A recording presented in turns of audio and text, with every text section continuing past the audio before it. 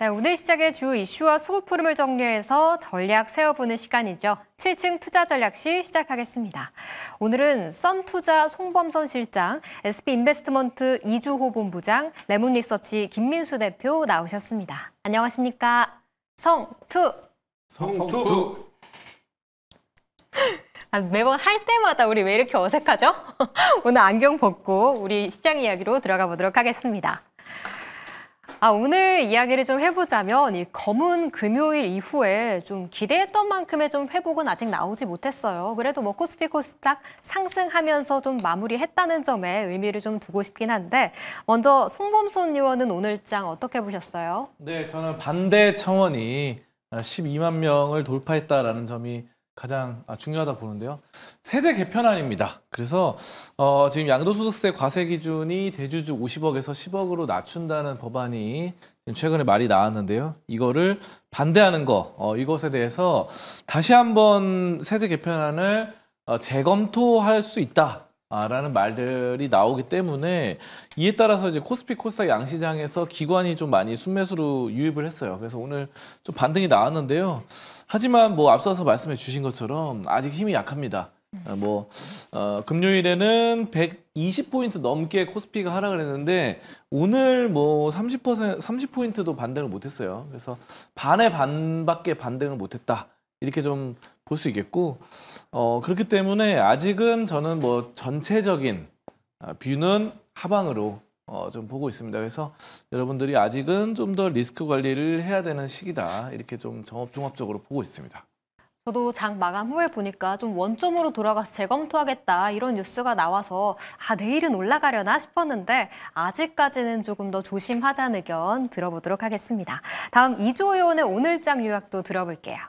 네, 비슷한 내용입니다. 세제 개편안 관련된 불확실성 속에서 이제 미국 9월 금리 인하 가능성이 부각됐다 이렇게 말씀드리겠고요. 사실 금요일날 고용지표 발표가 있었는데 트럼프 대통령이 지난 5월, 6월 데이터가 그러니까 발표했던 것보다 현저하게 낮은 부분들이 나오면서 약간 이 통계 조작이다 뭐 이런 얘기까지 나왔습니다. 근데 어쨌든 만약에 그 데이터가 좀 착오가 있긴 했었는데 좀 수치가 너무 차이가 많이 나다 보니까 그러한 이슈가 좀 있긴 했었습니다만 어쨌든 지금 그러면 수정된 데이터들을 봤을 때 5월부터 지금 고용시장은 냉각이 이루어지고 있고 그렇다고 한다면 연준이 그동안 고용이 타이트했다라는 점으로 금리 동결을 시켰는데 9월에는 금리 인하 가능성이 좀 있다. 그리고 패드워치에도 지금 확률이 금요일 이후에 엄청 올라갔습니다. 그래서 오늘 이 미국의 9월 금리 인하에 대한 기대감이 좀 반발 매수를 불러오지 않았나 이렇게 말씀드리겠습니다. 오늘 주호영 무슨 일 있냐고 왜 이렇게 목소리에 힘이 없냐는 이 시청자분들의 좀 의견이 있어요. 우리 금리 인하 가능성이 그래도 높아지면 시장에 좀 이게 배드로 지금 받아들였긴 했지만 배드 이즈 굿으로도 받아들일 타이밍이 올 수도 있는 거니까 좀 힘을 내고 오늘 시장 시작해 보도록 하겠습니다. 다음 이제 김민수 의원의 오늘장 요약도 들어볼게요. 네, 저라도 힘을 내야죠. 네, 근데 일단 장중에 한 3,150선 정도까지는 들어갔는데 거기서 멈췄다는 게 조금 좀 기분이 나쁜데 보고 깜짝 놀랐습니다. 예탁금이 70조가 넘었습니다. 8월 1일자 기준이긴 하지만 71조 2천억까지 다시 올라오는 거 보니까 시장에 돈은 많다. 제 돈은 없어도 시장에 돈은 많다. 그런 쪽으로 봤을 때 일단 그만큼 자신감 있게 시장이 밀리기면 사겠다라고 하는 대기 자금도 많다는 얘기겠죠. 그렇죠. 그렇기 때문에 일단 어느 정도 확인만 된다. 그러면 추세에 대한 복귀는 당연히 나올 수 있겠다는 쪽들인데 여기서 이제 중요한 게 우리 모멘텀 가지고는 약간 흔들리는 건 당연히 인정해야 될 것 같고 다 알고 있는 사실인데 글로벌 증시에 대한 리스크 오프가 얼마큼 빨리 좀 짧게 끝나느냐가 중요할 것 같고요. 그런 쪽에서 오늘 미국 증시도 금요일 날 개파락해서 훅 밀린 만큼 이를 얼마큼 빨리 돌리느냐가 또 하나의 관건이기 때문에 지금 현재는 나스닥 선물 한 0.8% 정도 강세 보이면서 흐름들 나오고 있는데 이게 개파락했던 부분들에 대한 돌리는 모습들 확인돼야 시장이 그래도 좀 더 안정감 있지 않을까. 그래서 우리만 보지 말고 글로벌 증시도 같이 체크하자. 그렇게 봐야 될 것 같습니다. 네, 우리만 보지 말고 좀 미국 증시, 일본 증시 전반적으로 좀 체크하는 시선이 필요할 것 같습니다. 이렇게 세 분의 오늘장 정리 코멘트 들어봤고요. 먼저 수급본부 종목으로 들어가 보겠습니다. 첫 번째 오늘자 수급이 눈에 띄었던 종목은요. 바로 카카오입니다. 오늘 AI 국가대표팀이 발표됐습니다. 네이버, LG, SK텔레콤, NC, 업스테이지로 총 오총사가 꾸려졌는데요. 그중 이 AI 헌터스 멤버에 좀 카카오는 끼지 못하면서 오전에 7%까지 올랐던 주가는 다 반납한 채 약보합권에 거래를 마쳤습니다. 그렇지만요, 오히려 수급 상황을 보자면 외국인과 기관은 동반 매수를 보였던 하루이기도 했는데요. 뉴스와 좀 다른 수급을 어떻게 해석해야 하는 걸지 세 분과 이야기 나눠보겠습니다. 먼저 송범선 의원부터 오늘자 카카오의 흐름 어떻게 보셨어요? 네, 국가대표 AI 5개 정예팀에서 탈락한 점이 뼈아프다 이렇게 좀 보고 있습니다. 그래도 그냥 결과론적으로 좀 탈락했기 때문에 뼈아프다라고 말씀을 주셨고 이주호 의원은요? 네, 뭐 비슷한 내용인데요. 저는 이제 빅뱅 프로젝트라고 해서 지금 카카오가 밀고 있는 이 AI 서비스 솔루션에 대한 프로젝트인데 이 부분을 기대해보자 이렇게 말씀드리겠습니다. 그래도 하나의 기대감을 심으면서 빅뱅 프로젝트를 언급을 해주셨고 마지막으로 김민수 의원의 의견도 궁금합니다. 네, 우려와 기대 사이 끝. 네, 그렇게 하겠습니다. 우려와 기대 사이 좀 이따 들어보도록 하고 먼저 아까 이주호 의원께서 빅뱅 프로젝트가 기대된다라고 말씀을 주셨어요. 좀 생소한데요? 지금 사실 카나나 AI 자체가 이렇게 막 비공개 테스트를 진행하고 있지만 사실 성과가 나오질 않고 있는 상황입니다. 그러면서 지금 카카오가 준비하는 것은 결국에는 지금 AI 서비스를 조금 더 구조적으로 개선하고 좀 상품성 있게 그런 솔루션 자체를 만드는 그런 프로젝트를 뭐 빅뱅 프로젝트라고 이름을 붙인 것 같습니다. 그렇기 때문에 물론 이번에 과기부에서 과기정통부에서 발표한 이 내용에 탈락한 부분은 좀 아쉽긴 하지만 그럼에도 불구하고 저는 앞으로 서비스에 대한 부분들 그리고 카카오가 가장 잘할 수 있는 게 우리 국민 메신저인 카카오톡을 활용한 마케팅 활동이라는 점에서 저는 카나나 AI 서비스뿐만이 아니라 이러한 여러 가지 솔루션들을 지금 준비를 하는 단계에서 만약에 가시적으로 어떤 성과가 나와준다 그러면 저는 충분히 상승할 수 있는 여력을 가지고 있는 게 또 카카오라고 생각을 하기 때문에 이 점을 좀 보시면 좋겠고요. 오늘 많은 분들이 좀 아쉬우셨을 겁니다. 왜냐하면 기대감으로 장 초반에 카카오가 네이버보다 훨씬 강했거든요. 근데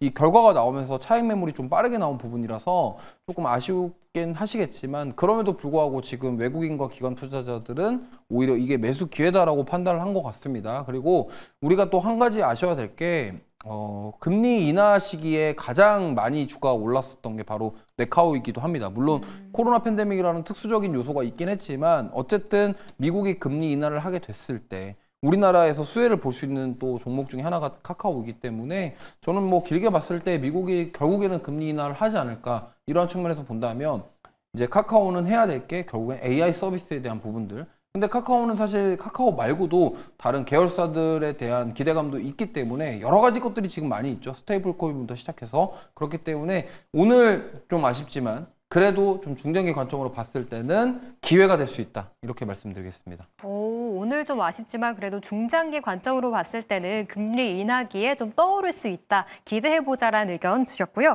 다음으로 송범선 의원의 의견도 들어볼게요. 좀 뼈아프다. 네. 좀 많이 기대를 됐는 부분이었는데 어쨌든 지금 탈락을 했습니다. 그래서 지금 이런 점들은 다른 AI사들에 비해서 약간 뒤처지는 게 아닌가 이런 생각이 좀 들고요. 다만 이제 카카오는 카카오톡을 통해서 이제 대한민국 내에 이 수많은 정보를 고객 정보를 보유하고 있습니다. 그래서 사실 이것을 활용해서 다양한 사업들이 가능해요. 그래서 AI적으로 이거를 뭐 AI 기술이 뛰어나지 않는다 하더라도 AI 기술 보통만 가도 이 고객들에 대한 수요, 그러니까 이 뭐라고 할까요? 이 한국 사람들이 어떤 것을 좋아하고 어떤 것을 싫어하는지에 대한 빅데이터가 쌓여 있죠. 자, 그것을 바탕으로 한다고 한다면은 이것을 AI에 접목시킨다고 하면은 엄청난 결과를 만들어낼 수 있겠죠. 자, 그래서 이 AI 관련된 것들을 시너지 효과를 낼 수 있다 이렇게 보고요. 카카오의 AI 내재 가치가 이제 12조 원으로 추산이 됩니다. 그래서 이런 점들이 계속해서 매출을 엄청나게 좀 창출을 할 것이다 이렇게 좀 보고요. 지금 또 이런 것들을 바탕으로 또 AI 그냥 단순 AI 우리가 뭐 보는 챗 GPT 같은 그런 AI 말고라도 우리가 새로운 것들을 좀 도입시킬 수 있을 것 같아요. 예를 들어서 카카오는 잘하는 게 컨텐츠 분야에 강점이 있습니다. 사실 캐릭터 산업도 그렇고 그 많은 캐릭터들 그리고 또 뭐냐면은 엔터테인먼트 사업이죠. 카카오 엔터테인먼트가 있죠. 뭐 아이유를 비롯한 소스 아티스트를 보유한 카카오 엔터테인먼트가 있고 또 그 밖에 SM 엔터테인먼트를 갖고 있습니다. 네. SM을 자회사로 두고 있기 때문에 여기에 따른 엄청난 그런 것들이 좀 가능한 부분이고요. 그렇기 때문에 거의 뭐 엔터테인먼트, 종합 예능 회사 뭐 이런 식으로 음반이라던가 기획 이런 식으로 나간다고 한다면 거기다가 또 AI를 접목시키고 카카오톡에서 비롯된 고객들 정보를 고객들이 어떤 가수를 좋아하는지 뭐 이런 것들 있잖아요. 연령대가 몇 살에서 몇 살까지는 어떤 컨셉을 좋아한다. 이런 것들 지역마다도 다르고 자, 이런 빅데이터를 활용한 AI를 접목한 컨텐츠 문화 산업 그리고 엔터 산업을 한다고 한다면은 충분히 중장기적으로는 가치가 높다. 다른 회사들보다도 더 높을 수 있다. 이렇게 저는 보고 있고요. 그렇기 때문에 뭐 지금 단기적으로는 좀 안 좋을 수 있는데 왜냐면 AI 여기서 떨어졌기 때문에 왜냐면 네카오로 붙어가지고 이게 수급이 뭐 물론 오늘은 수급이 좀 들어왔습니다. 외국인 기관 들어왔죠. 근데 이제 어쨌든 지금 단기적으로는 약간 좀 조정을 받을 가능성이 있다고 보지만 장기적으로는 저는 문화 산업과 컨텐츠 산업과 AI 그리고 빅데이터 이런 거 접목한다고 한다면은 상당히 좀 긍정적이다 이렇게 좀 판단하고 있습니다. 역시 송범선 의원도 좀 장기적으로는 그래도 한 표를 주고 싶다라고 요약을 해주셨고요. 마지막으로 김민수 의원의 의견 들어볼게요. 우려와 기대 사이라고 말씀을 주셨는데 사실 정부에서 뭐 떨어진 회사들도 좀 참여할 수 있는 기회를 주겠다 뭐 이렇게 말하기도 했어요. 그런 점이 기대 요인일까요? 그래도 떨어졌습니다. 네, 그렇기 때문에 그거에 대해서 뭐라고 얘기를 할 수가 없을 것 같고요.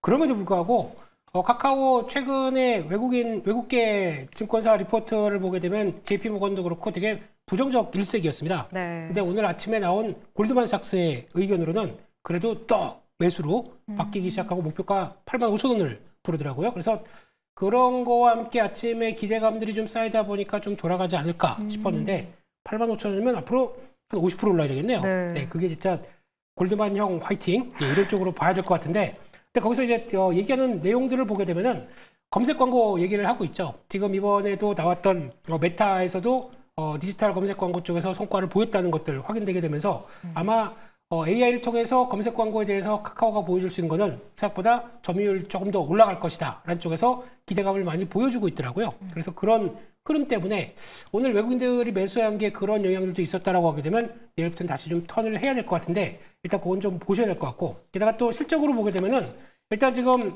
카카오 실적이 이번에 지난 분기 대비해서 한 20%는 늘어나서 한 1,200억대 정도 나올 걸로 보는데 거기에 일단 눈높이에 맞춰야 되겠죠. 네. 그리고 이걸 기점으로 해서 올해 분기 실적은 상저하고를 예고를 하고 있습니다. 그렇게 되면은 그런 흐름에 따라서 종목도 뭐 최근에 뭐 스테이블 코인 뭐 여러 가지 모멘텀이 붙긴 했지만 그래도 주가는 실적에 따라서 반응한다라고 하게 되면 그게 반영되면서 나오는 변화를 생각했을 때 힘을 낼 수 있지 않을까 싶은데 아무래도 그래도 지금 나왔던 AI 프로젝트에서 좀 탈락했던 모습들과 함께 약간 실망 매물이 나온다. 그러면은 다시 한번 지난번 저점대 부분 라인을 터치할 수 있을 것 같아요. 그렇게 되면은 가격대들은 약간 53,000원대 부분 안쪽까지는 또 한번 들어올 수는 있겠는데 이런 때 지지가 잘 된다라고 하게 되면 눌림목 이후에 탄력들이 또 받을 수가 있기 때문에 이 자리 쪽에서 지지권이 어떻게 만들어지는지를 좀 더 체크를 해야 되겠죠. 확인되게 되면 일단은 그래도 실적은 기대한다라는 쪽에서 변화가 나올 수 있기 때문에 여전히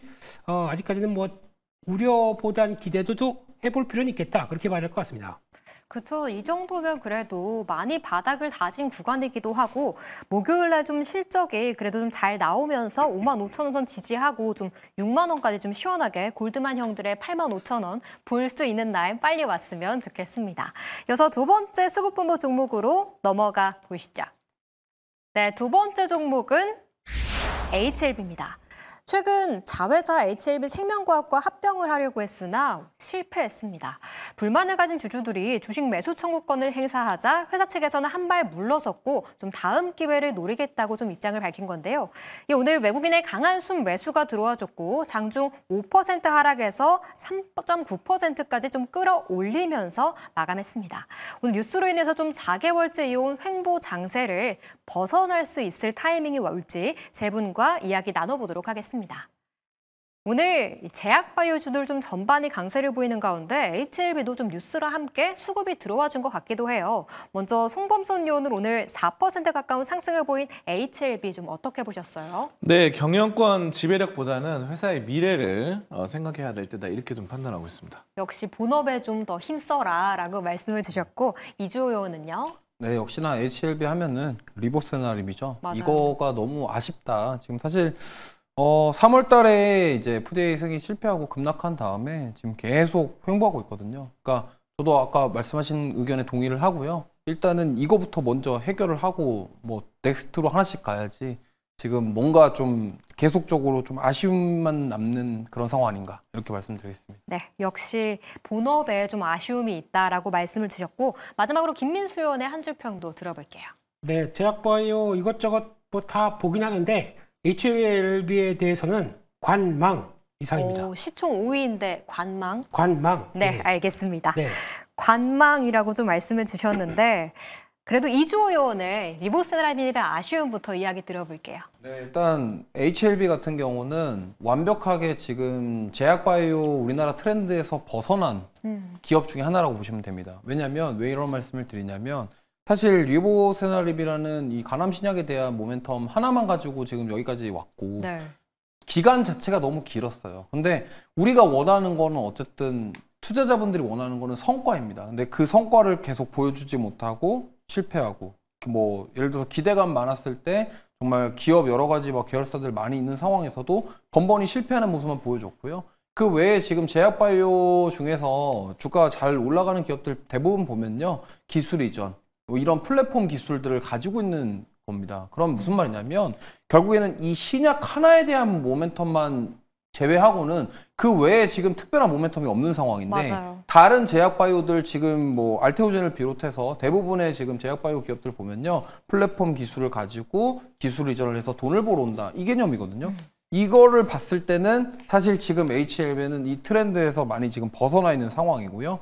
그 다음에 뭐 합병에 대한 부분도 마찬가지입니다. 결국에는 뭐 자금에 대한 부분들이 가장 큰 문제겠죠. 뭐 여러 가지 이유로 그런 것들 때문에 합병을 하지 않나 이렇게 생각을 하고 있고요. 그 외에 지금 뭐 오늘 또 나온 뉴스, 최근에 나온 뉴스 보니까 향균 펩타이드 치료제 공동 개발 뭐 이런 얘기도 있더라고요. HLB 펩이랑 HLB 사이언스랑. 근데 이거는 또 항생제거든요. 네. 결국에는 그러니까 지금 뭐냐면 지금 본업은 어떻게 보면 HLB의 상징이죠. 리보세나림인데 이거에 대해서 뭔가 의미 있는 뭔가가 개선되는 모습들이 나오는 게 아니라 자꾸 겉돌고 있다. 이런 좀 판단이 생깁니다. 그렇기 때문에 이 부분 때문에 아쉽다라는 말씀을 드렸고 만약에 리보세나림과 관련된 어떤 모멘텀 그리고 FDA 승인 이런 것들이 생기지 않는다고 한다면 이제는 진짜로 주가가 쉽게 반등하기는 어렵지 않을까. 오늘의 반등은 저는 수급적인 부분으로 인한 반등이라고 생각을 하고 있고요. 사실 오늘 코스닥 같은 경우는 금리 인하에 민감한 섹터군들 위주로 좀 강한 반등이 나왔기 때문에 수급적인 유입이다. 이 정도로만 볼 수 있을 것 같습니다.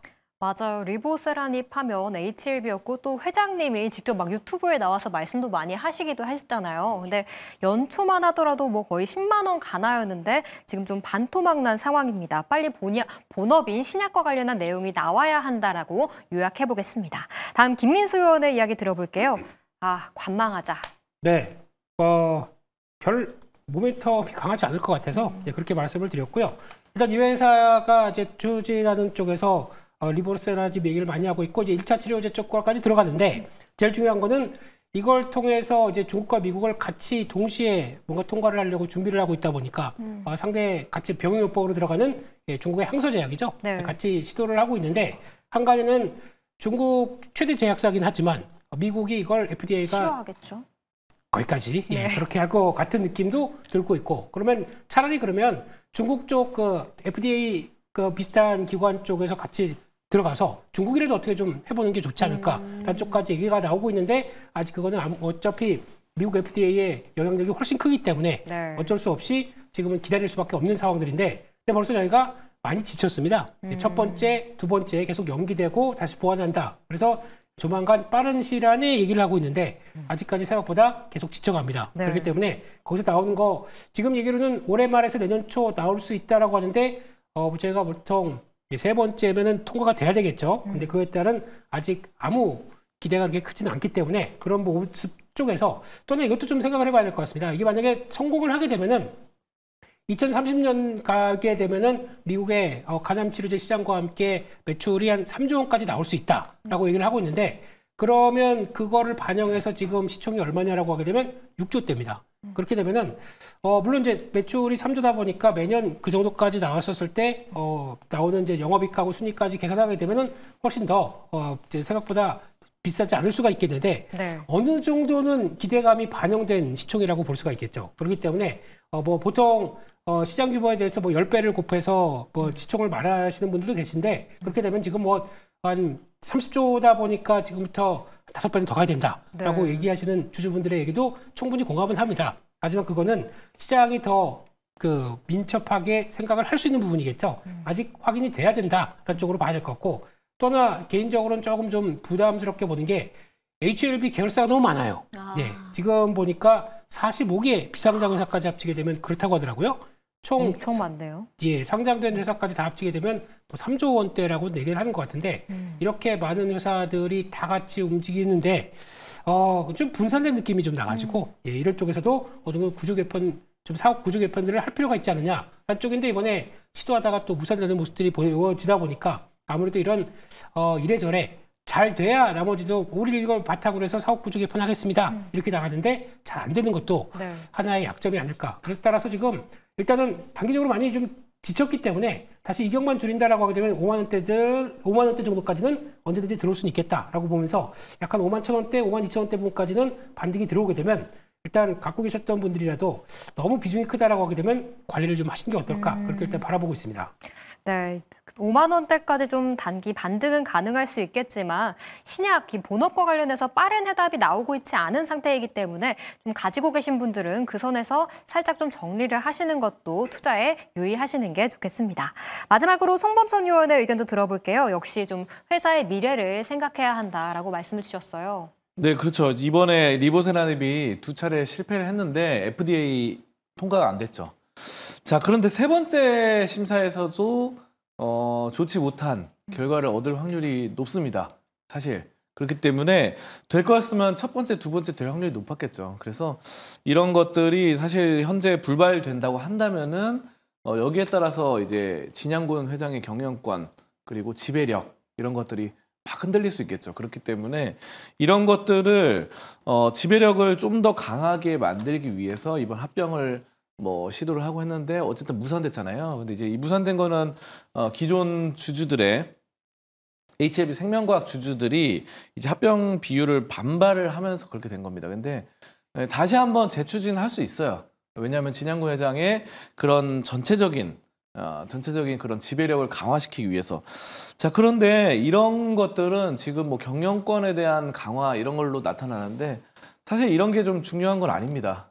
왜냐하면 회사의 본질적으로 만약에 리보세라닙이 뭐 이번에 또 떨어진다, 세 번째 떨어진다 한다면은 사실 뭐 존폐 위기일 수 있다라고 보고 HLB 자체가 수익이 안 나는 회사예요, 사실. 영업이익이나 뭐 순이익이 계속 적자를 3년 연속 적자를 기록 중이다 보니까 이런 것들이 막 FDA 통과로 인해서 확 이렇게 흑자로 돌아서는 이런 다이나믹한 뭔가 이벤트가 터져줘야 되는데 사실 그런 게 좀 현재로서 기대하기 힘듭니다. 자, 그래서 그런 것도 있고 이제 조만간 또 3차 시도를 한다고 하는데요.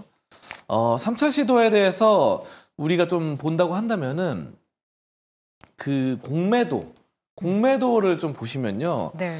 이 공매도 자꾸 늘어나요. 그래서 7월 4일 날 450만 주 정도 있었는데 7월 30일 날까지 뭐 480만 주까지 늘어납니다. 그래서 공매도가 자꾸 이렇게 누르려고 하는 이렇게 주가를 좀 떨어뜨리려고 하는 그런 세력들이죠.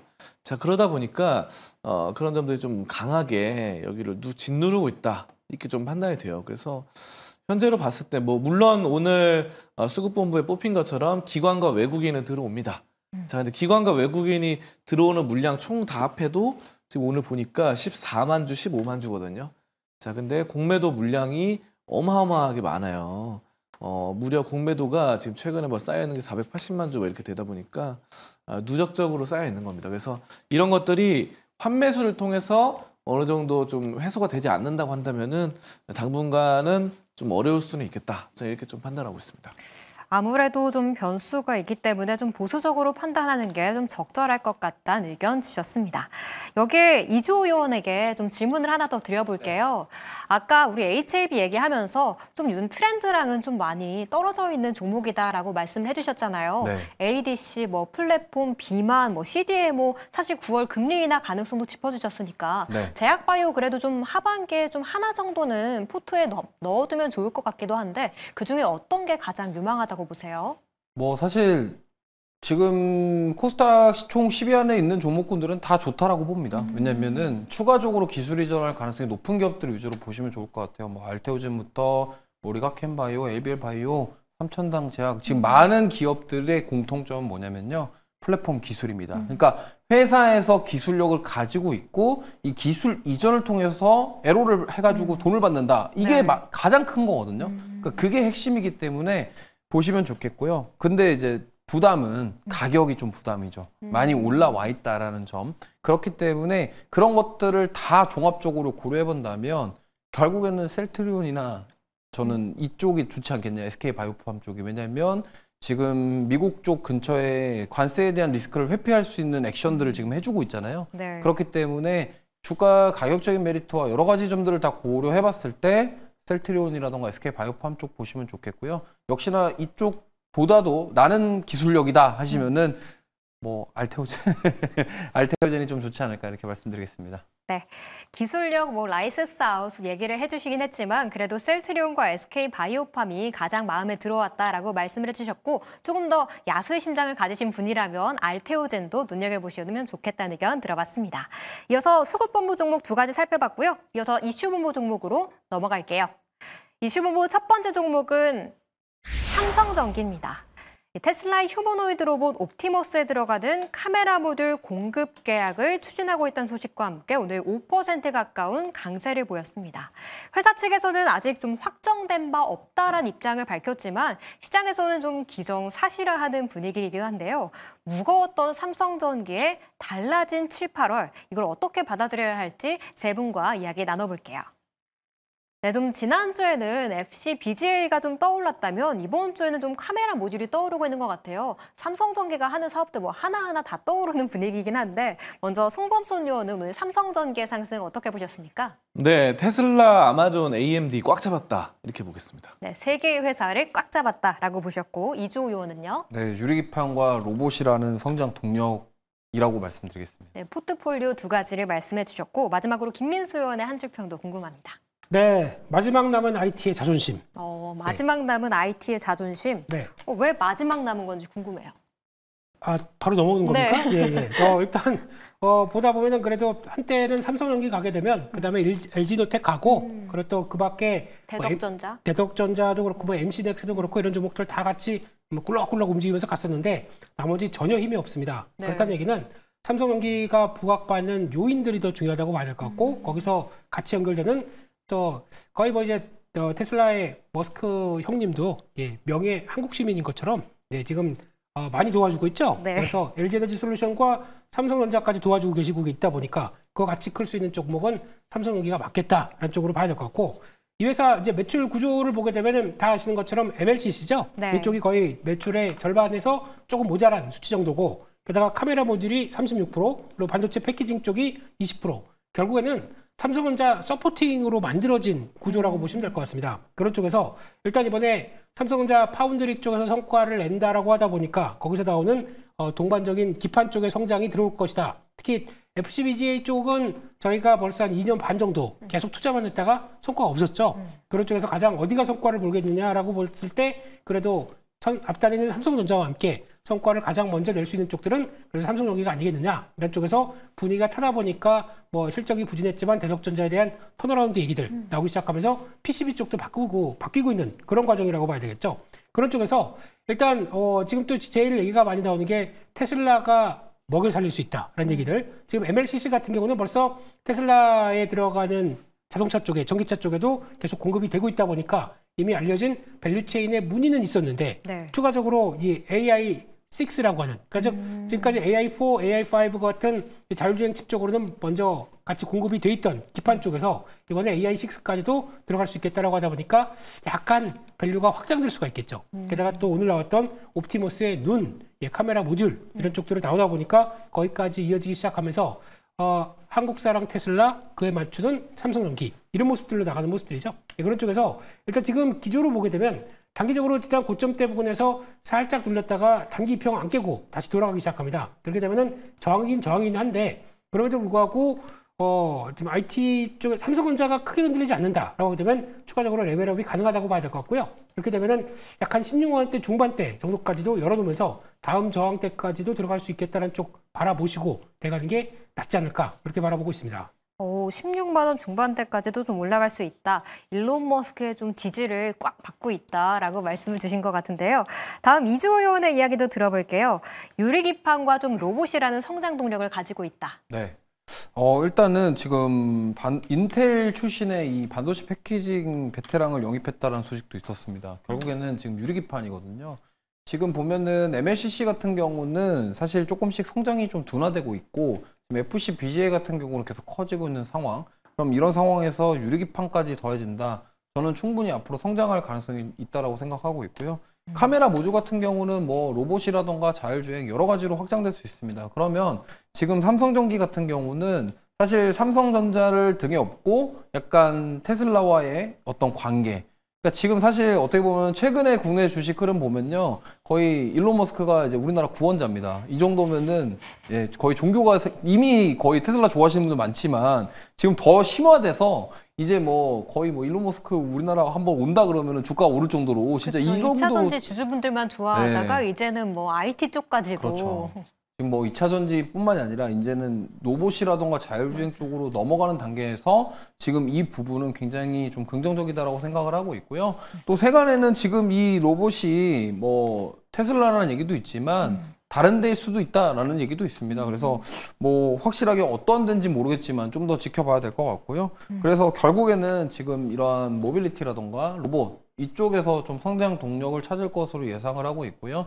MLCC 쪽은 지금 제가 봤을 때는 좀 성장하기는 좀 어렵다. 그럼 삼성전기가 조금 더 성장하기 위해서는 지금 FCPGA, 그러니까 차량용 반도체 기판이라던가 유리기판을 도입한 그런 것들, 그리고 카메라 모듈 쪽에서 분명히 좀 성장해주는 모습이 나와줘야지 주가가 성장할 수 있을 것 같기 때문에 이게 지금 아직 완벽하게 테슬라인 것까지는 아직은 확실하지 않기 때문에 그럼에도 불구하고 이런 빅테크 기업과의 어떤 공급 가능성은 굉장히 주가를 상승하게 만들 수 있는 삼성전자의 긍정적인 소식에 이어서 상승할 수 있는 원동력이 될 수 있기 때문에 저는 뭐 꾸준히 중장기로 좀 보실 분들은 보시면 좋겠고요.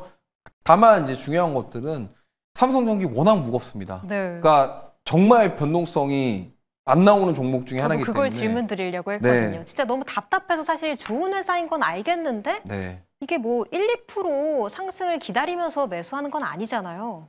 그래서 제가 봤을 때는 조금 인내심이 강하신 분들 그리고 변동성을 즐기지 않으시는 분들은 좀 중장기 관점으로 모아가시면은 조금 뭐 몇 년 지나고 좋은 결과 있지 않을까 이렇게 생각하고 있습니다. 네, 조금 중장기 관점으로 인내심을 갖고 지켜보시는 게 좋을 것 같습니다.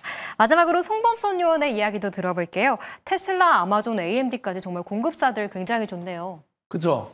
이번에 또 휴머노이드까지 해가지고 로봇을 양산을 준비 중인 여기다가 카메라 모듈을 공급하는데요.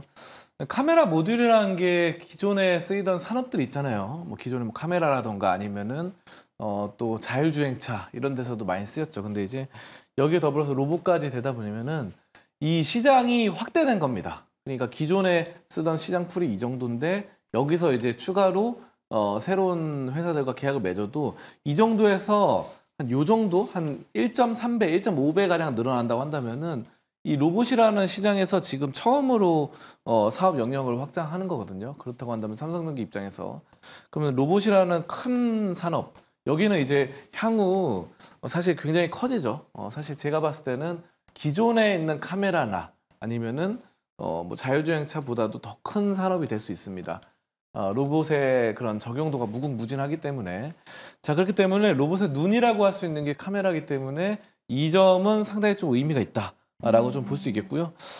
지금 FC BGA 수요가 계속해서 올라가고 있기 때문에 삼성전기 매출이 1조가 눈앞에 있습니다. 이런 점들 좀 긍정적이고 아까 전에 말씀드렸다시피 아마존, AMD처럼 이 굴지의 기업들의 빅테크의 이런 수주의 날개를 달았다 이렇게 좀 볼 수 있겠고 삼성전자가 이번에 테슬라 쪽과 AI6를 계약을 맺었는데 삼성전기는 이전부터 좀 했습니다. 그래서 AI4라던가 AI5 이런 쪽에다가도 테슬라와 함께 FC BGA를 탑재를 했기 때문에 뭐 예전에도 잘했고 지금도 잘하고 앞으로도 좀 기대되는 그런 상황들이다라는 점들을 볼 수 있겠고요.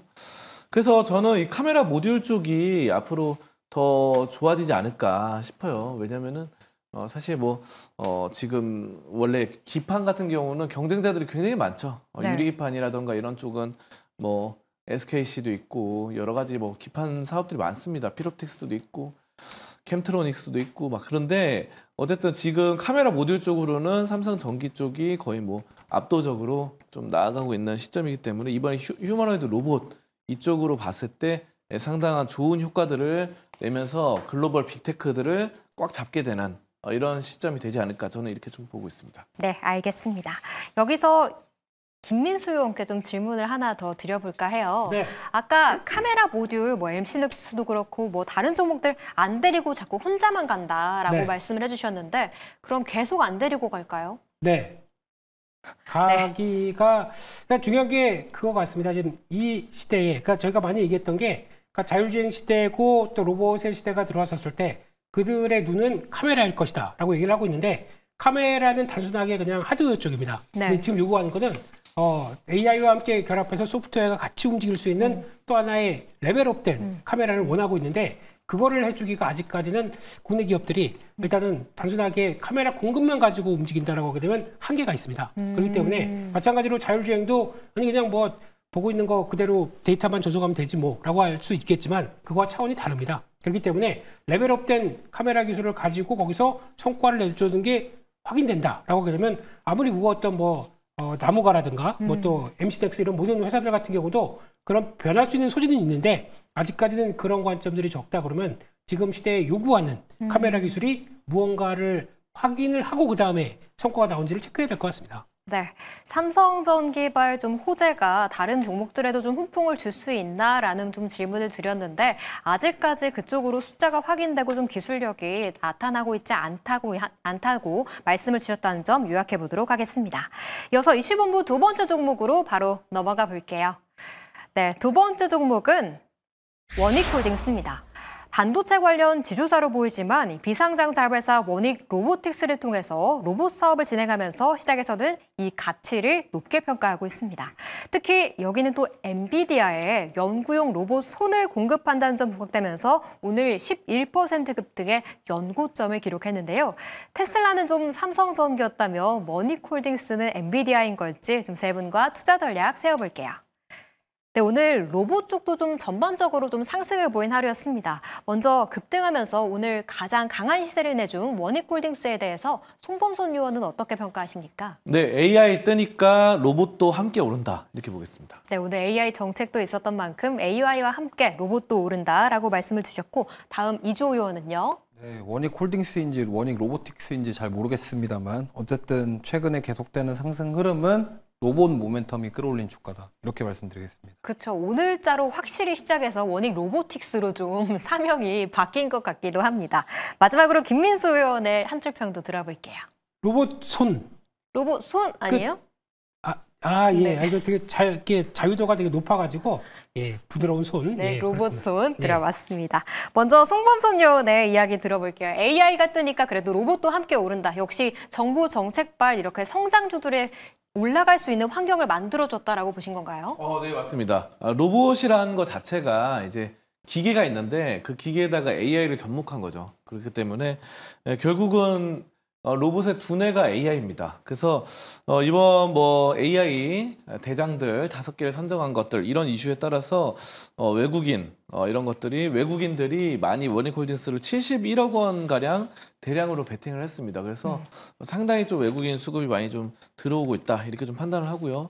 또 앞서 말씀해 주신 것처럼 원익 로보틱스를 원익홀딩스는 자회사로 두고 있죠. 그렇기 네. 때문에 원익 로보틱스가 엔비디아 이쪽과도 계약을 맺고 여러 가지 로봇 관련해서 로봇 손으로 또 관련 계약을 좀 맺고 있다 이렇게 좀 볼 수 있겠고요.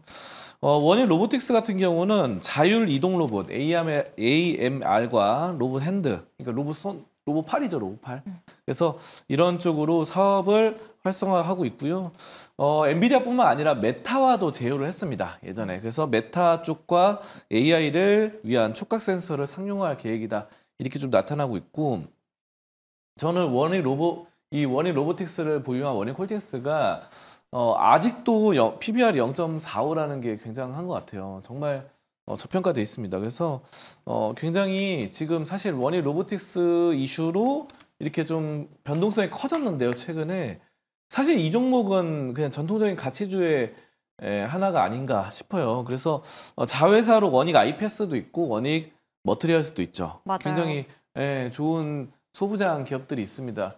다들 이 반도체 소부장 쪽에서 한 획을 긋고 있는 기업들이다 보니까 저는 상당히 좀 좋다고 판단하는데요. 그래서 저는 장기적으로 가져가면은 로봇 쪽도 긍정적이고 또 뭐 반도체 쪽도 좋고 장비 쪽, 소부장 이쪽도 다 좋다 이렇게 보는데, 다만 이제 단기적으로는 약간은 좀 부정적이다 이렇게 보는데요. 왜 그러면은 최근에 모멘텀이 너무 강해졌고 오늘 특히 오늘 지금 윗꼬리를 달면서 약간 떨어졌는데 현재 이런 상황에서 지금 약간 보시면은 6월 이후로 차트상 보시면은 거의 약간 횡보 박스권을 이루는 양상이 나타나요. 그래서 오늘 약간 위에 찍고 다시 떨어진다 한다면은 다시 박스권 하단에 놓여질 가능성도 있다. 왜냐하면은 이 원익 로보틱스가 원익 홀딩스에 자회사했던 건 예전부터 말이 나왔었던 거거든요. 그래서 이런 기대감은 있었고, 사실 로봇주들의 전체적인 대장, 그러니까 레인보우 로보틱스가 그렇게까지 최근에 강력한 모습은 아니다 보니까 대장이 먼저 가야 또 2등주, 3등주도 가지 않나 뭐 이렇게 보면서 장기적으로는 긍정적이다 이렇게 좀 판단하도록 하겠습니다. 로봇 소부장 지주사 매력은 충분하지만 단기적으로 좀 주가가 횡보하고 있는 구간이기 때문에 단기 트레이딩 하시는 분들에게는 조금 그래도 맞지 않는 종목이다라고 좀 요약해 보도록 하겠습니다. 다음 이주호 의원의 의견 들어볼게요. 그래도 로봇이 좀 끌어올렸다. 네, 일단 5세대 로봇 손이 이제 알레그로 핸드 V5인데 이게 유럽 연합의 인증을 받았다라는 점은 굉장히 긍정적이다라고 생각을 합니다. 근데 역시나 아까 말씀하신 것처럼 이게 지금 주가가 올라갔던 것이 약간 테마성으로 올라간 느낌도 없진 않아요. 네. 그렇기 때문에 이 부분을 조금 주의하실 필요는 있겠다라는 말씀을 드리겠고, 결과적으로 그러면은 이쪽에서 성과가 나와주는 모습들이 나와줘야지 그때서야 좀 본격적으로 상승이 나올 수 있지 않을까. 물론 지금 보시면은 올해 2월 달에 주가가 2,600원대였고요. 작년 연말에 주가가 거의 2,000원 초반대였습니다. 작년 12월 달만 해도.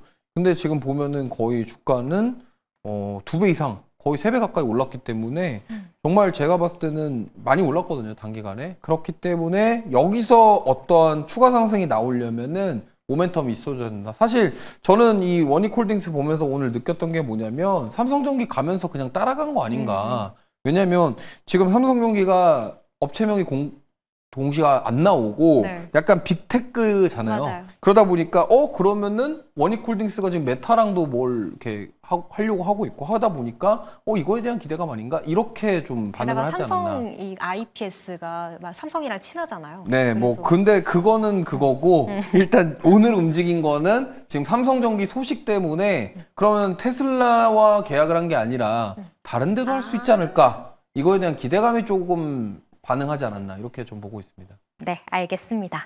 마지막으로 김민수 의원 로봇 손 이야기를 좀 들어보기 전에 제가 얘기하니까 막 웃으셨는데 네. 로봇 손 모멘텀 좀 말씀해 주시죠. 네, 발보다 손이 더 중요합니다, 로봇은. 네, 왜냐면 손가락이 제일 중요한 거 아닌가요? 이 찝는 게 제일 어렵다고 하던데. 네, 손가락이 자유자재이시네요. 그 자유도가 중요합니다, 로봇은요. 네. 그런 쪽으로 봤을 때 물론 축구로 보시면 발이 중요하겠죠. 손흥민 선수처럼 양발을 쓰게 만드는 게 중요할 텐데 손은 이제 기본적으로 제가 이제 작업장에 투입한다. 그러면은 당연히 인간을 대체하기 위해서 쓸 수밖에 없기 때문에 중요한데 일단 이번에 엔비디아로 들어가는 그 쪽에서 로봇에 대한 규정이 자유도를 볼 때 그러니까 자유도 6 정도면 된다라고 생각하고 있고 거기다가 파지 기술이라고 합니다. 그러니까 앞, 뒤, 전후, 좌우, 위아래 뭐 이런 식으로 해서 6가지 자유도까지 된다는 쪽으로까지도 공급이 들어가는데 메타는 지금 조금 더 앞단계 V5 정도를 얘기를 하고 있는데 원희 로보틱스가 보여주고 있는 기술은 그 이상입니다. 자유도가 16까지 올라갑니다. 거기서 가장 강점 있는 게 뭐냐면은 실시간으로 앞에 있는 센서죠. 이게 제일 중요합니다. 그러니까 같은 거라고 하더라도 딱딱한 걸 잡는 것과 계란을 잡는 건 차이가 있죠. 근데 그 질감을 실시간으로 촉각을 통해서 알 다음에 그걸 가지고 확인해서 이게 계란이다. 그럼 강하게 주면 안 될 거 아닙니까? 또 근데 그게 질감하고 여러 가지를 또 확인해가지고 이게 삶은 계란입니다. 그러면 좀 더 세게 줄 수 있겠죠. 네. 그런 쪽에서 자유도가 16까지 올라간다. 기술력이 상당히 높이 올라간 부분이기 때문에 그거를 시장이 인정해주면서 이렇게 바라본다고 하는데 제가 느끼는 거는 그러면은 그렇게 강한 기술, 좀 좋은 기술을 가지고 공급을 하는데 얼마에 할 것이냐. 이걸 잘 모르겠어요. 그러니까 그런 쪽에서 아마 그렇다고 해서 자회사 격이 99% 정도, 96% 정도 지분을 갖고 있다 보니까 자회사기 때문에 특별하게 공시할 의무는 없습니다. 네. 그런 쪽에서 그게 어느 정도 확인되게 되면 시장에서 그 정도의 단가게 되면 앞으로 물량의 확보가 됐을 때 P와 Q가 이 정도쯤 되겠다 그러면은 주가에 대한 어떤 기대치가 그리고 또 그에 따른 가치가 나오기 시작하겠죠. 근데 그게 아직은 좀 알려진 데이터가 별로 없습니다. 물론 알려지지 않겠죠. 네. 예, 조용조용히 하겠죠. 예, 그렇기 때문에 그거까지 감안한다고 하게 되면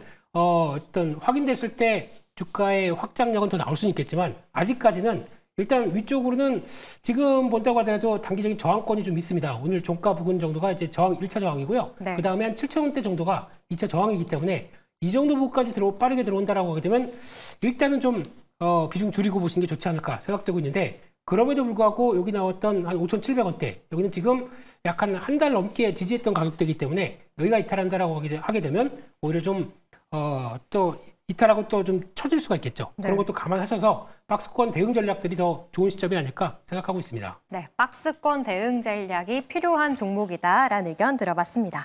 네, 이렇게 오늘 수급본부, 이슈본부 두 가지 종목들 체크해봤고요. 이어서 내일장 전략을 좀 세우러 넘어가 볼게요. 먼저 송범선 의원, 내일은 어떻게 좀 대비를 해야 좋을까요? 네, 저는 국가대표 AI 정해팀 이게 계속 갈 거라고 봅니다. 그래서 지금 5개를 선정을 했어요. 자, 네. 그리고 AI 관련주가 사실 오늘 같은 경우는 희비가 엇갈렸어요. 뭐 예를 들어서 AI 관련해서 떨어졌던 기업들은 뭐 대부분 좀 많이 떨어졌습니다. 기업 주가가 예를 들어서 뭐 솔트룩스 이런 기업들 있잖아요. 맞아요. 코난 테크놀로지. 크게 좀 코난 테크놀로지도 떨어졌고. 네.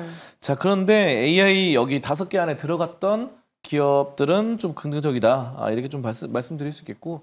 다만 이제 이런 것들이 AI 전반적인 산업들로 좀 다시 한번 치고 올라갈 수 있는 모멘텀은 될 것이다. 이렇게 좀 판단합니다.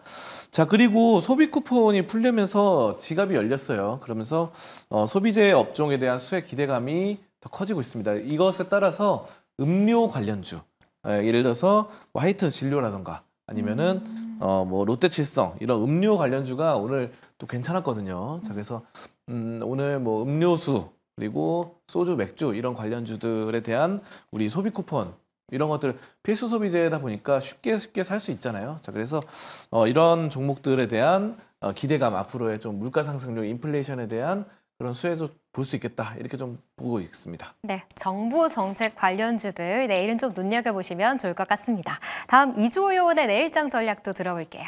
네, 뭐 지금 요즘에 매크로 불확실성이 너무 크다 보니까 지금 관세, 뭐 세제 개편, 매크로 불확실성 이런 것들이 너무 많다 보니 그 중에서 그러면은 여전히 매력적인 건 어디냐? 저는 조선이라고 말씀드리겠고요.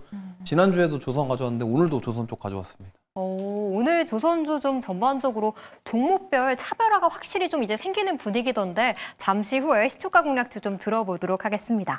마지막으로 김민수 의원의 내일장 전략도 들어볼게요. 네, 눈치 보기로 보겠습니다. 네. 네, 일단 오늘 미국장 눈치 봐야 될 것 같고요. 내일 아까 말씀드렸듯이 내일 또 한국 증시 3,150 이상으로 훅 들어갈 수 있는지 봐야 될 것 같기 때문에 못 가면 또 조정이 좀 길어지겠죠. 네. 그런 관점 쪽에서 일단은 보고 판단하자. 아무것도 모르겠습니다. 네. 주무시지 말라는 뜻인가요? 네, 이제 종가만 확인하면 되겠죠. 저희가 뭐 그거 본다고 해서 미국 시장이 뭐 바뀌겠습니까? 편하게 주무시고요. 내일 종가 보고 그 다음에 결정하자. 그렇게 보셨으면 좋겠습니다. 네, 매크로 좀 지표들을 좀 확인하고 내일장 대응하시는 게 좋겠습니다. 이어서 내일장에는 어떻게 대응해야 할지 체크해봤고 종목 이야기로 들어가 볼게요. 먼저 지난 15일에 매수했던 송범선 의원의 캠트로닉스부터 체크해 보겠습니다. 기판주들이 그래도 상승하면서 6% 오르면서 목표가까지는 조금 더 남겨놓은 상황입니다. 좀 기다리는 게 좋을까요? 이거는 뭐 기다려야 됩니다. 지금 사실 뭐 잠깐 올랐던 거는 플러스 6% 됐던 건 잠깐 올랐던 거고 사실 뭐 매수했던 가격보다 떨어졌어요. 현재 가격. 근데 이거는 이제 유리기판이거든요. 캠트로닉스는.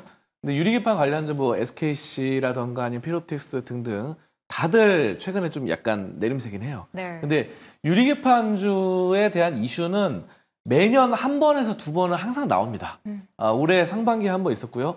작년에도 중순에 한 번 있었고요. 그래서 왜 그러면은 유리기판을 상용화하고 양산체제로 가는 거는 곧 얼마 안 남았어요. 유리기판 관련해서 2026년에서 2028년 사이에 이렇게 양산이 될 것이다 보기 때문에 우리가 이제 봤을 때는 뭐 유리 인터포저는 약간 더 빨리 양산 체제되고 유리 기판, 코어 기판은 약간 더 늦겠지만 2027년 아니면 28년 이렇게 봐서 매년마다 한두 번씩은 크게 오르는 그런 상승세가 나올 거예요. 그래서 지금은 강력하게 좀 기다려 보시면서 하반기 때 한번 좀 좋은 흐름이 나오지 않을까. 저는 이렇게 좀 판단하면서 가져가보자 이렇게 말씀드리겠습니다. 네, 유리기판 관련주 시세 분출을 조금 더 기다려 보셔도 좋을 것 같습니다.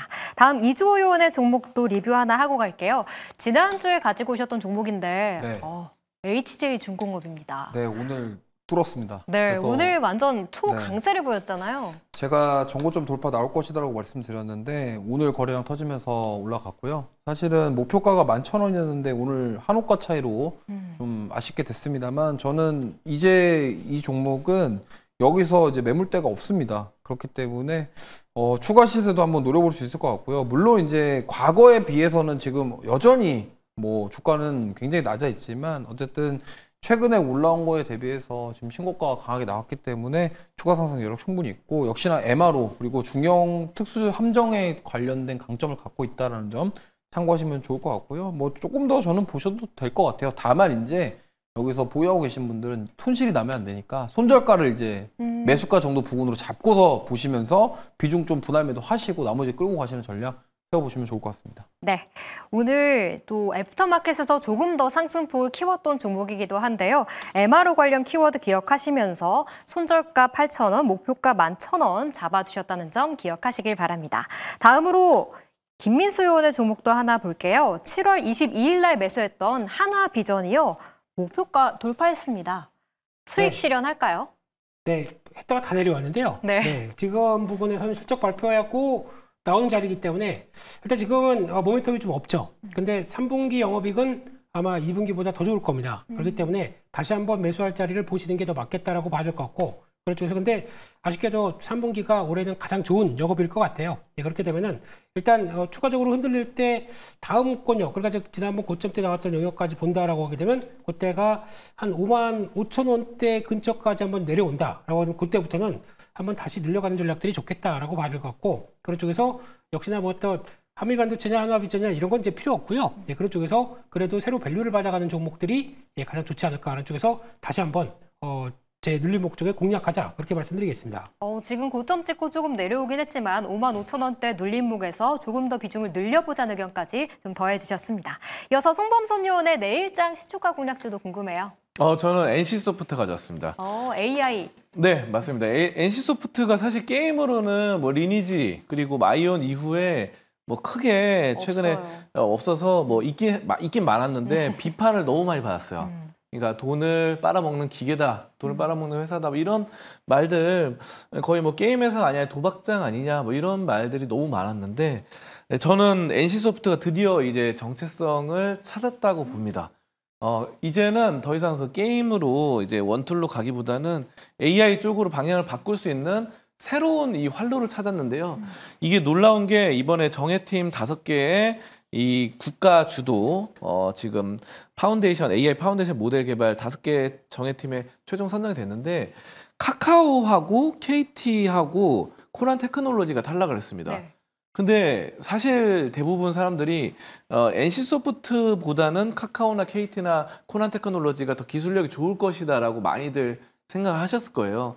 근데 뚜껑을 열어보니까 NC소프트가 2011년부터 14년 동안 뭐 게임 개발하면서 AI 연구도 계속 해가지고 또 분사도 시켰어요.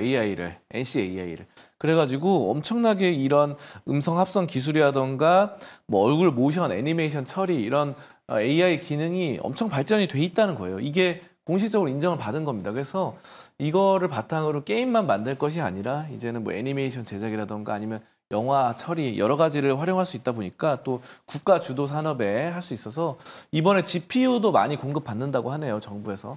그래서 GPU 많이 공급받고 하면은 더 활발하게 AI 관련된 것들을 좀 할 수 있겠다. 저는 그래서 NC소프트가 이제는 좀 치고 올라갈 때가 됐다. 맞아요. 그동안 게임 관련주로서 너무 한 4년, 5년 동안 고생만 했거든요. 그래서 이제는 다시 한번 예전에는 정말 잘 나갔었는데 이제는 다시 한번 또 갈 때가 됐다 보고 단기적으로는 목표가를 24만 원, 그리고 손절가는 15만 원으로 보면서 NC소프트 지금 아주 좋은 지금 치고 올라가는 AI의 최적기다 이렇게 좀 판단하도록 하겠습니다. 네, 정부의 픽을 받고 좀 AI 관련 모멘텀으로 목표가 24만 원 기억해 보도록 하겠습니다. 다음 이주호 의원의 시초가 공략주도 또 궁금해요. 네, 저는 한라 IMS라는 종목 가져왔는데요. 일단 동사 같은 경우는 뭐 좀 익숙하진 않으실 건데 선박평형수 처리 장치와 관련된 기업입니다. 최근에 NK라는 회사가 이 소식 때문에 상한가를 갔는데 이게 왜 그러냐면 이제 미국에다가 정박을 할 때 이제 LNG 운반선이랑 막 이렇게 날라야 되잖아요. 정박을 할 때 이 수처리 장치가 인증받은 걸 장착을 해야 그게 의무 장치다 이렇게 해갖고 국제해사기구에서 바다 환경을 위해서 이거는 달아야 된다 이렇게 돼가지고 이쪽으로 한번 수혜를 볼 가능성이 있다라고 생각을 해서 가져와 봤고요. 사실 친환경에 대한 이야기는 지금 바다에서도 확산되고 있는 상황입니다. 그러다 보니까 뭐 친환경 연료 채택, 뭐 암모니아선 이런 거 삼성중공업 얘기가 나오고 있다 보니 이거의 수혜를 받을 가능성이 높다라고 생각해서 가져왔고 가격대는 좀 높지만 그래도 좀 추가 시세 한번 노려볼 수 있겠다라는 말씀을 드려보면서 좀 보시면 좋겠고 그리고 지금 저 화면에 나가는 선박 수리 조선소가 있는데 네. 저 광양에 데크가 있어요. 그래서 이거와 연결돼서 같이 뭔가 돈을 잘 벌 수 있다라는 기대감까지 있기 때문에 광양 도크까지도 체크해 보시면서 대응해 보시면 좋겠고 목표가는 13,000원, 손절가는 10,000원 말씀드리겠습니다. 확실히 조선주에 좀 빠지신 것 같아요, 이주원 의원님. 한라 IMS 목표가 13,000원, 손절가 10,000원 기억해 보시길 바랍니다. 마지막으로 김민수 의원의 시초가 공략주도 하나 알려주시죠. 네, BHI 보겠습니다. 최근에 그래도 LNG, 그리고 원자력 같이 모멘텀 많고, 주가가 지지권 잘 지키고 움직이는 모습들이기 때문에 특히 베어레스 보일러 쪽에서는 요즘 실적 잘 나온 S&T 에너지 쪽 많이 보시는데 네. 원래 1위는 이 회사입니다. 그렇기 때문에 이번 실적도 잘 나올 것이다 라는 쪽에 기대감이 높고요. 원자력 보조기기 쪽 BOP 쪽에서도 지난해 3, 4호기 쪽으로 수주를 받았기 때문에 국내 모멘텀 그리고 또 미국의 홀텍과 협력했기 때문에 사용 후 핵 연료 저장 용기 쪽이죠. 이쪽과 함께 원전 해체까지 다각도로 원전 쪽으로 진입할 모멘텀도 있기 때문에 실적 잘 나오게 되면 거기다 밸류까지 스토리가 맞춰진다. 한쪽에서 추가 탄력들 기대해 보고요. 지난번 고점이 47,600원이었는데 그를 넘어가서 한 5만 원대까지 목표가를 가져볼 수 있을 것 같고요. 손절가는 34,000원대로 말씀드리겠습니다. 원전 LNG 관련해서 좀 탄력적으로 움직이는 종목이기도 하죠. BHI 목표가 전고점 넘어서 5만 원 짚어주셨습니다. 오늘 세 분과 오늘장부터 내일장 이야기까지 좀 꽉꽉 채워봤고요. 세 분은 여기서 보내드리도록 할게요. 오늘 말씀 감사합니다.